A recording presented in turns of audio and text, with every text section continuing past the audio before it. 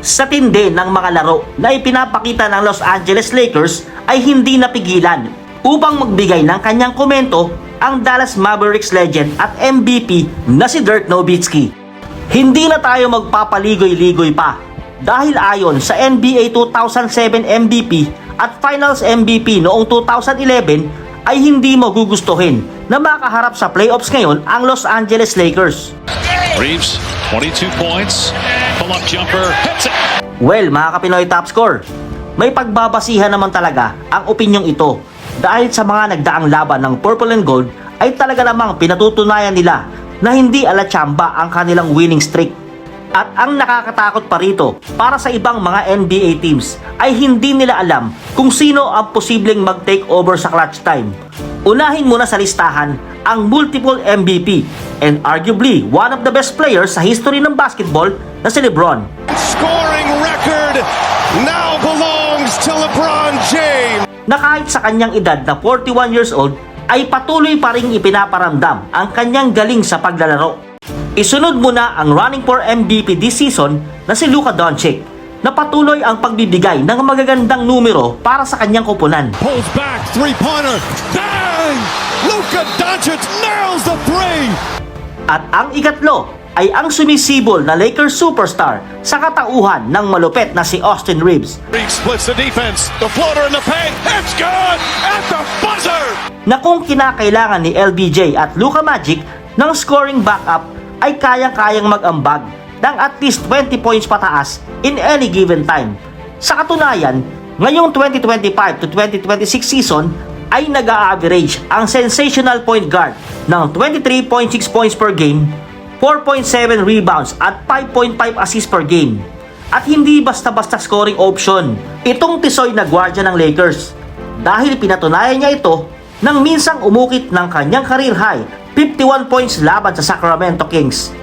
Isama na rin natin sa usapan kung bakit naging mas delikadong kalaban ang Lakers ngayon ay dahil mayroon na silang legit sniper mula sa 3-point territory na si Luke Kennard. Kennard, wide open three, got it! Na pinangungunahan ang buong NBA sa 3-point percentage na mayroong 48.4% at ang defensive specialist na si Marcus Smart na napakalaking tulong kay DeAndre Ayton at Rui Hachimura, lalo na kung magagamit pa ng tama ni Coach JJ Redick si Jared Vanderbilt. Kaya't paano natin masisisi na maglabas ng kanyang opinyon ang isang NBA legend na minsan ding pinangunahan ang Dallas Mavericks sa kanilang first ever NBA title noong 2011. Naging 2006 3-point contest champion at 14 times NBA All-Star, kung siya rin mismo ay minsang humarap sa mga dekalibreng lineup sa playoffs katulad ng pinasisilip ngayon ng Los Angeles Lakers patungo sa papalapit na NBA playoffs. At patuloy pa rin sa pananalasa at ang huling biktima ay ang Brooklyn Nets nang tambakan ito sa score na 116-99.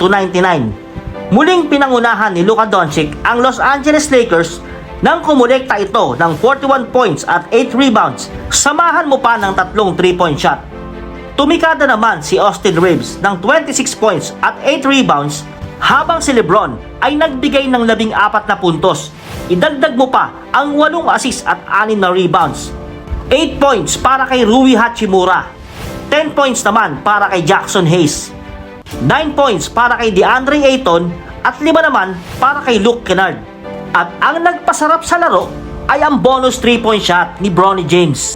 Susunod nilang haharapin ang Washington Wizards, pero inaasahang hindi makakapaglaro ang kanilang number 1 player pagdating sa scoring na si Luka Doncic matapos nitong matanggap ang kanyang ika-16 na technical foul.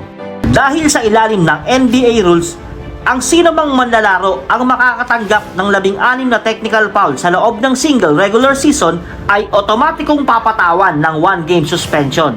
Subalit hindi naman ito makakaapekto para matanggal siya sa usapin ng MVP award.